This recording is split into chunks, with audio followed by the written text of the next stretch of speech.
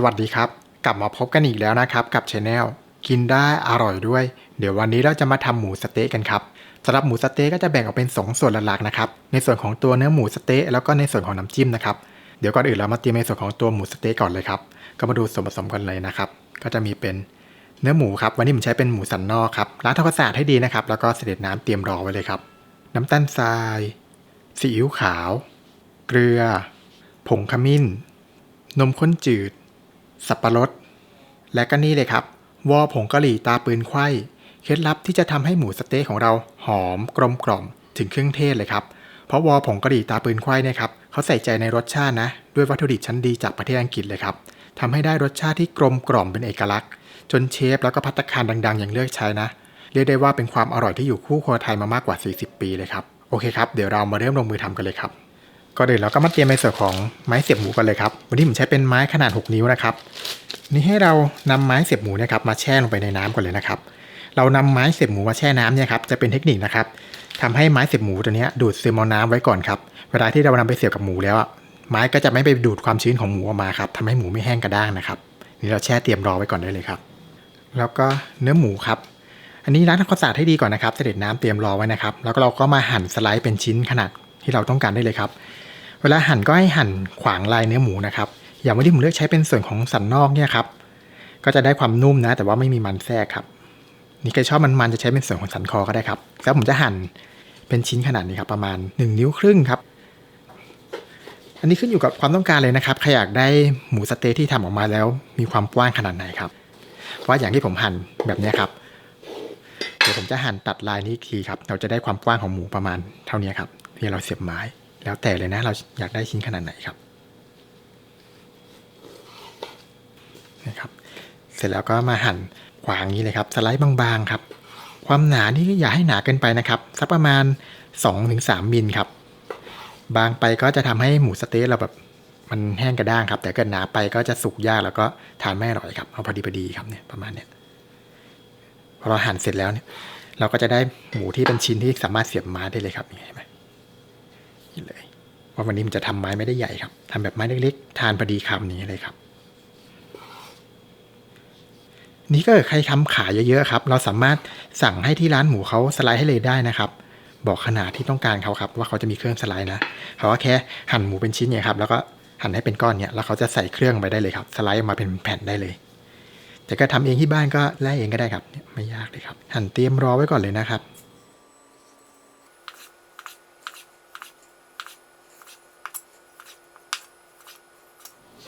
เนี่ยครับเสร็จเรียบร้อยเราก็จะได้เป็น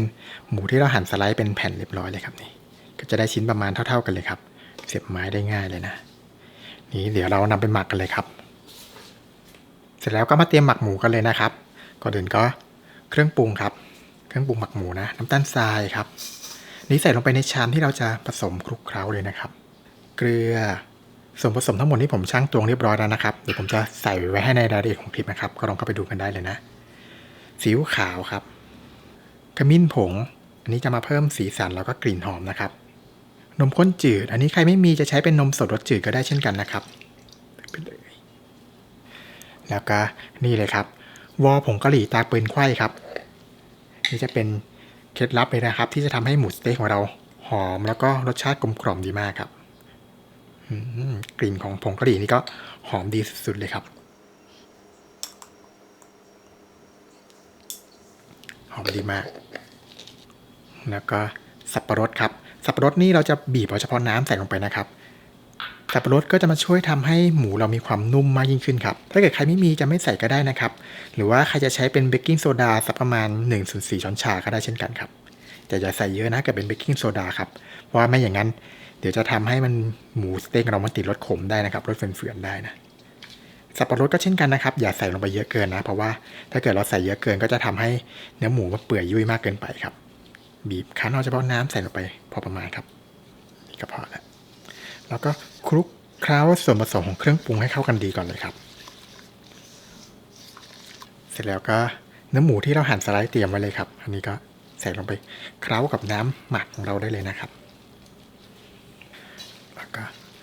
ขยำคลุกเคล้าให้น้ำหมักเคลือบหมูให้ทั่วเลยนะครับสำหรับหมูเนี่ยครับ เราจะต้องใช้เวลาหมักอย่างน้อยๆสักประมาณ 2-3 ชั่วโมงนะครับหรือว่าถ้าเกิดใครมีเวลามากกว่านั้นจะหมักข้ามคืนเลยก็ได้เช่นกันนะครับแต่ก่อนที่จะหมักเราต้องเคล้าเนื้อหมูสักครู่ก่อนครับนี้เราขยำไปเรื่อยๆนะครับให้สังเกตจนกระทั่งน้ำหมักเนี่ยซึมเข้าเนื้อหมูให้หมดก่อนเลยนะครับ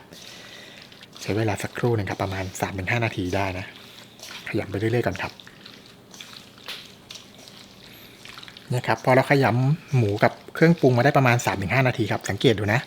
นี่เลยครับน้ำเครื่องปรุงก็จะซึมเข้าเนื้อหมูไปจนหมดแล้วครับเนื้อหมูก็จะดูดซึมเอาเครื่องปรุงเรียบร้อยแล้วนี่ก็ให้เรานำมาเสียบไม้รอไว้ก่อนเลยนะครับก็ไม้ที่เราแช่น้ำจนได้ที่เลยครับแล้วก็เนื้อหมูที่เราหมักเครื่องเทศแล้วนะนี่เราเสียบไม้ก่อนไว้เลยนะครับเวลาที่เราหมักเสร็จแล้วเราก็สามารถนำมาย่างได้เลยครับ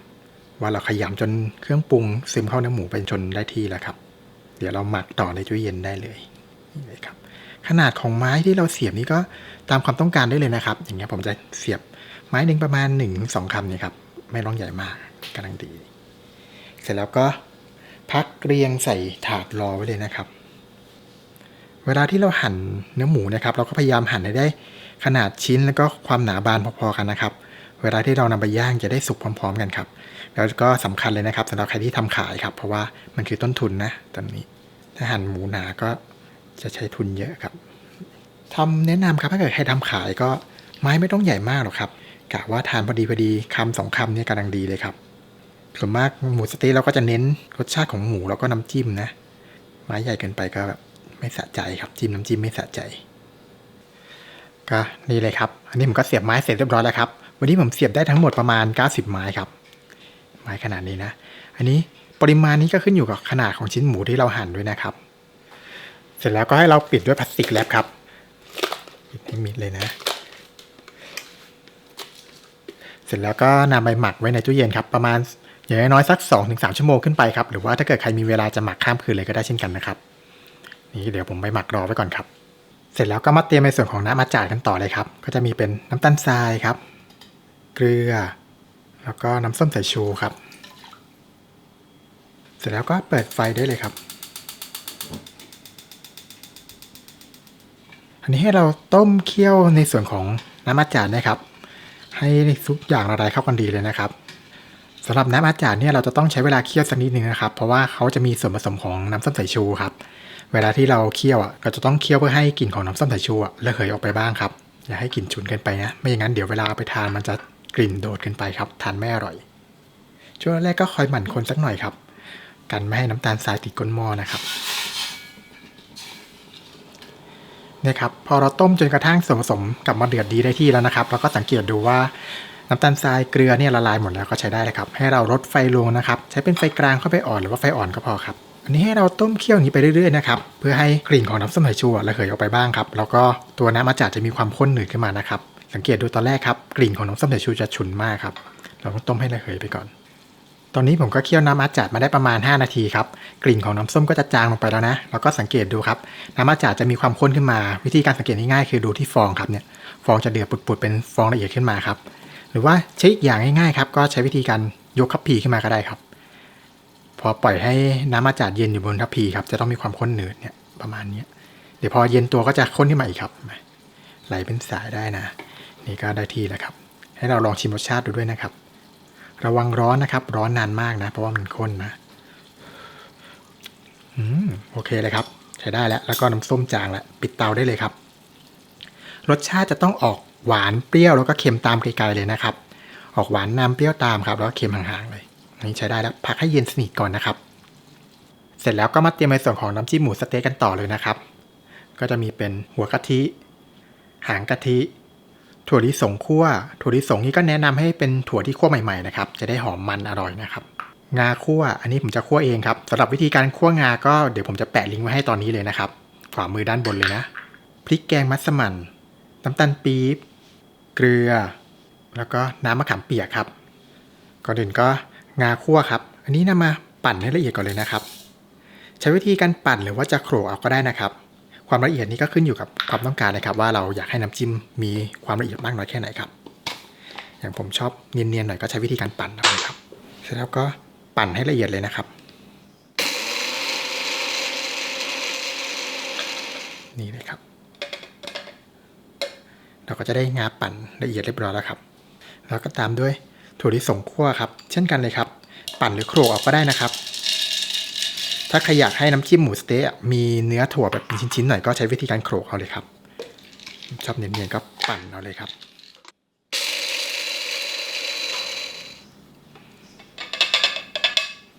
นี่เลยครับเราก็จะได้เป็นถั่วลิสงคั่วที่ปั่นละเอียดแล้วก็งาปั่นละเอียดเรียบร้อยแล้วครับเสร็จแล้วเดี๋ยวเราไปลงมือทำกันเลยครับเสร็จแล้วก็หัวกะทิครับอันนี้ใส่ไปประมาณครึ่งก่อนนะครับแล้วก็เปิดเตาได้เลยครับ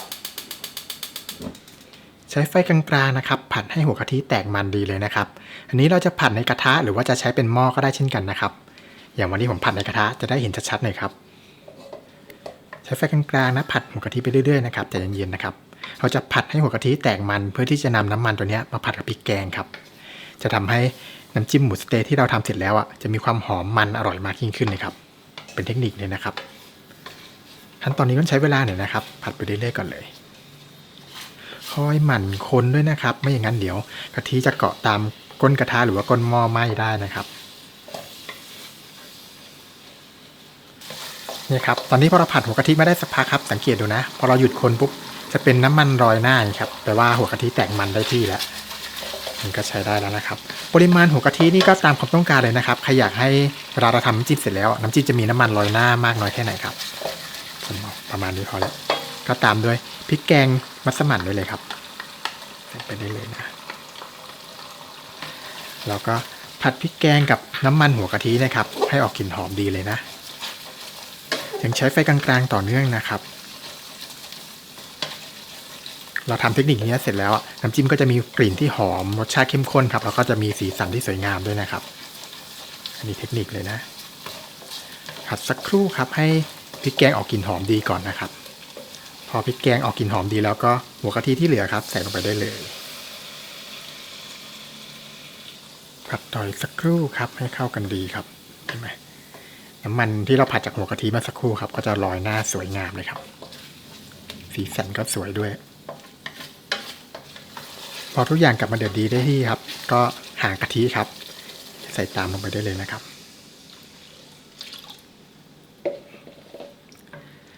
เปิดไฟกลางค่อนไปแรงขึ้นมาได้เลยนะครับเร่งให้กะทิกลับมาเดือดอีกครั้งก่อนนะครับคนให้เข้ากันดีเลยคนก้นกระทะหรือว่าก้นหม้อด้วยนะครับอย่าให้กะทิหรือว่าเครื่องแกงต่างๆไปติดนะเดี๋ยวมันจะไหม้นะครับพอกะทิเริ่มกลับมาร้อนแล้วกำลังจะเดือดครับก็ตามด้วยถั่วลิสงคั่วที่เราบดละเอียดได้เลยครับอันนี้ความละเอียดของถั่วนี้ก็ตามความชอบเลยนะครับใครชอบแบบละเอียดก็นำไปปั่นได้เลยครับหรือว่าใครอยากให้หยาบๆหน่อยก็ใช้วิธีการโขลกเอาก็ได้เช่นกันครับแล้วก็ตามด้วยงาคั่วครับคนให้ผสมเข้ากันดีเลยนะครับพอใส่ถั่วลิสงคั่วกับงาคั่วลงไปแล้วกลิ่นหอมดีมากเลยครับยี่อย่าให้ถั่วหรือว่างานี่เป็นก้อนนะครับยีให้ละลายให้หมดเลยนะพอเริ่มเดือดก็ลดไฟลงครับใช้เป็นไฟกลางค่อยไปอ่อนเหมือนเดิมครับสังเกตดูนะครับน้ำจิ้มหมูสเต๊ะเราก็จะเริ่มมีความข้นขึ้นมาเลยครับเราจะใช้ความข้นจากถั่วแล้วก็งานะครับเราไม่ได้ใส่แป้งหรือว่าอย่างอื่นเพิ่มนะสูตรนี้จะหอมมันเข้มข้นดีมากเลยครับพอส่วนผสมร้อนแล้วก็กลับมาเดือดดีได้ที่ครับก็ปรุงรสชาติได้เลยครับน้ำตาลปี๊บนะส่วนผสมทั้งหมดที่ผมชั่งตวงไว้เรียบร้อยแล้วนะครับเดี๋ยวผมจะลงมาให้ในรายละเอียดของคลิปนะครับก็ลองเข้าไปดูกันได้เลยนะแล้วก็เกลือครับตามด้วยน้ำมะขามเปียกครับน้ำมะขามเปียกนี่ก็จะเป็นเคล็ดลับเลยนะครับเราใส่น้ำมะขามเปียกลงไปด้วยจะทำให้น้ำจิ้มหมูสเต๊ะที่เราทำเสร็จแล้วจะมีรสชาติที่กลมกล่อมแล้วก็เข้มข้นมากยิ่งขึ้นครับแต่ว่าเราปรุงรสชาติเราจะไม่ได้ปรุงให้น้ำจิ้มออกเป็นรสเปรี้ยวนะครับรสเปรี้ยวนี่จะแอบอยู่ครับคือกินไปจะไม่รู้สึกว่าเปรี้ยวครับจะมีรสชาติหวานนำเค็มตามครับแล้วก็มีเปรี้ยวหลบๆอยู่ช่วยให้รสชาติกลมกล่อมแล้วก็เข้มข้นดีเลยครับนี่เคล็ดลับเลยนะครับใช้ไฟกลางๆนะครับต้มให้ทุกอย่างกลับมาร้อนแล้วก็เดือดอีกครั้งนึงครับสังเกตดูน้ำจิ้มตอนแรกนะครับจะไม่ได้ข้นมากนะครับเนี่ยความข้นประมาณนี้เดี๋ยวพอเราเคี่ยวต่อไปสักแป๊บนึงครับถั่วก็จะดูดซึมเอาน้ำเข้าไปครับก็จะพองขึ้นมานะทำให้น้ำจิ้มมีความข้นมากยิ่งขึ้นครับเรายิ่งพอเราพักน้ำจิ้มให้เย็นตัวลงแล้วก็จะข้นมากกว่าเดิมอีกครับต้องเผื่อไว้ด้วยนะครับเราไม่ได้เคี่ยวจนกระทั่งน้ำจิ้มข้นแบบข้นมากตอนที่เรากำลังผัดอยู่นะครับไม่งั้นเดี๋ยวพอเย็นตัวแล้วจะข้นเกินไป สูตรนี้ผมจะทำแบบค่อนข้างเข้มข้นนะครับถ้าเกิดใครอยากให้น้ำจิ้มใสกว่านี้สามารถเติมในส่วนของหางกะทิเพิ่มไปก็ได้ครับนี่ก็แล้วแต่ความต้องการนะครับแต่ผมชอบแบบให้ข้นๆหน่อยเวลาจิ้มกับหมูมันจะติดดีครับทำให้ได้รสชาติที่เข้มข้นเลยนะคอยหมั่นคนตามก้นกระทะก้นหม้อด้วยนะครับเพราะว่าส่วนผสมจะมีความข้นแล้วนะเดี๋ยวมันจะติดก้นหม้อไหม้ได้ครับตอนนี้พอเราสังเกตว่าน้ำตาลเกลือละลายดีก็ใช้ได้แล้วครับเดี๋ยวลดไฟลงอีกนิดนึงลองชิมรสชาติดูได้เลยนะครับตอนนี้กลิ่นแบบหอมมากๆเลยครับเนี่ยชิมดูนะครับระวังร้อนนะ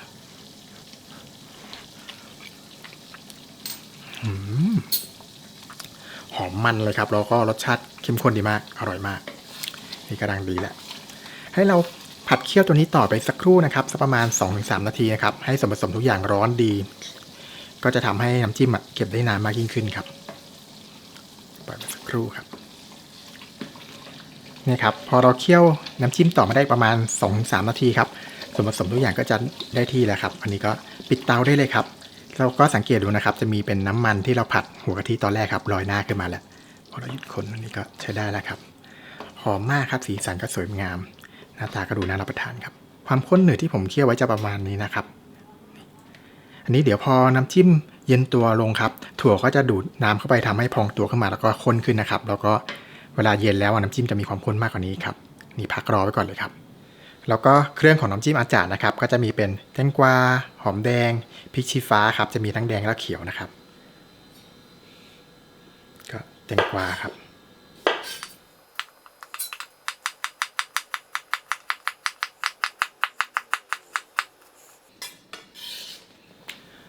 หอมแดงครับ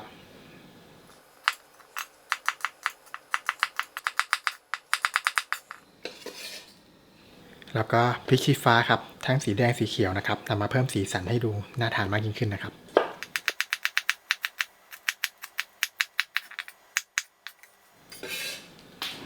ตอนนี้ผมก็หมักหมูมาได้1 คืนนะครับนี่เลยก็จะได้หน้าตาอย่างนี้เลยครับนี่ก็พร้อมนำไปย่างแล้วนะครับก็ให้เราเตรียมเป็นส่วนของกะทิครับวันนี้ผมใช้เป็นหัวกะทิผสมกับหางกะทินะครับแล้วก็เตรียมแปรงทาครับใช้เป็นแปรงหรือว่าจะนำใบตองนี่ครับมาตีให้แตกเตรียมไว้เป็นแปรงสำหรับทาหมูก็ได้เช่นกันครับเตรียมรอไว้เลยนะกะทิเวลาที่เราผสมครับเราจะไม่ผสมให้มันข้นมากนะครับสำหรับนำมาชุบหมูย่างนะครับเราชุบหมูด้วยหัวกะทิก่อนเนี่ยครับก็จะทำให้เวลาที่เราย่างหมูสเต๊ะแล้วหมูสเต๊ะจะมีความนุ่มมากยิ่งขึ้นครับแล้วก็หอมอร่อยด้วยนะ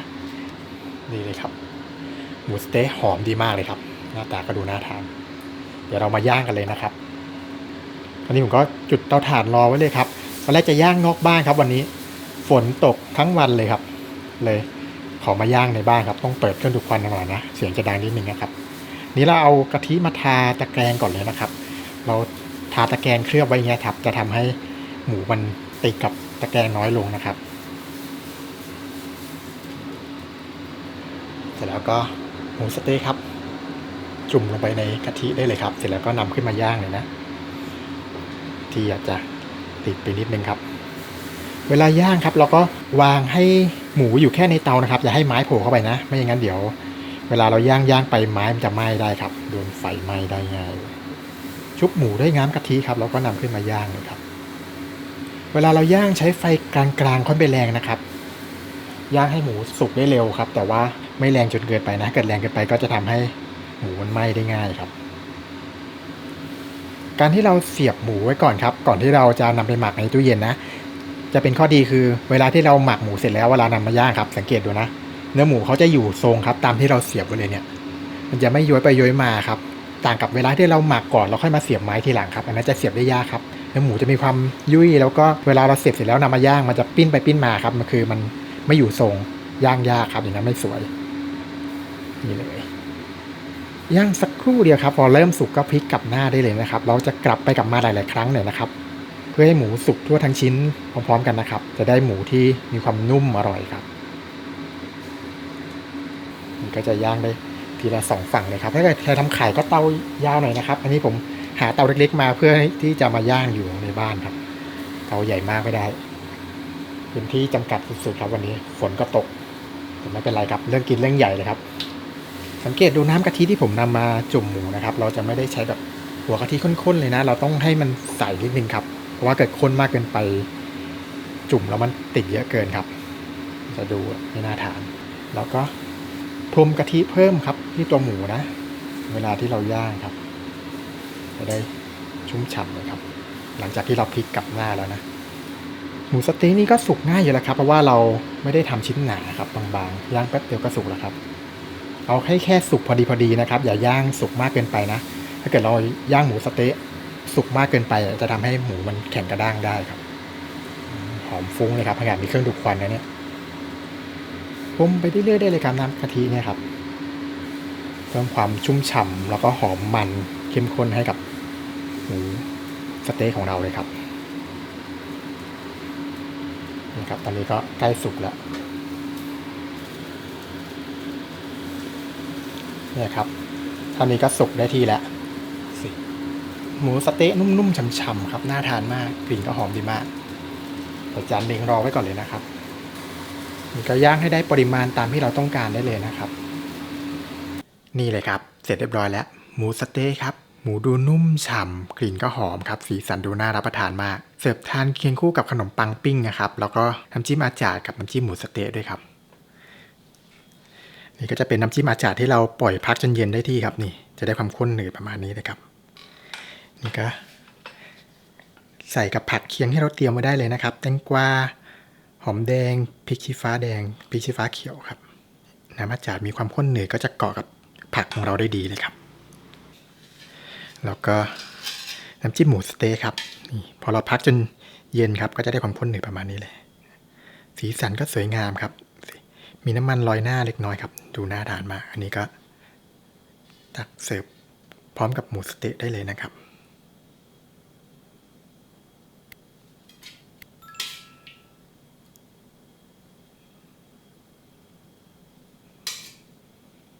นี่เลยครับ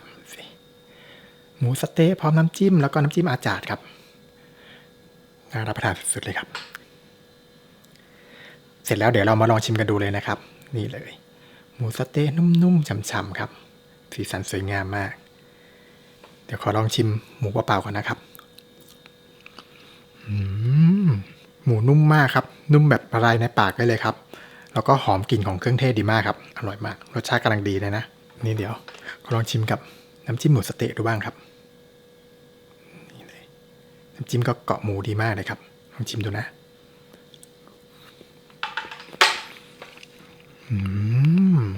ทานคู่กับน้ำจิ้มหมูสเต๊กนี่ยิ่งเด็ดเข้าไปใหญ่เลยครับส่งให้หมูสเต๊กเราหอมแล้วก็รสชาติกลมกล่อมมากยิ่งขึ้นเลยครับผัดกับอาจารย์บ้างครับสุดยอดครับตัดเลี่ยนได้ดีมากขนมปังปิ้งนี่ก็เด็ดเลยครับสุดยอดเลยครับก็ลองนำไปทำตามกันดูนะครับสูตรนี้จะทำทานเองในบ้านก็อร่อยหรือว่าใครที่ต้องการจะนำไปทำขายประกอบอาชีพนี้ก็ขายดีแน่นอนครับขอบคุณที่ติดตามรับชมนะครับถ้าเกิดชอบก็อย่าลืมกดไลค์กดแชร์กด Subscribe แล้วก็อย่าลืมกดกระดิ่งไว้ด้วยนะจะได้ไม่พลาดคลิปใหม่ๆของเราสำหรับวันนี้เดี๋ยวผมขอตัวไปก่อนไว้เจอกันคลิปหน้าสวัสดีครับ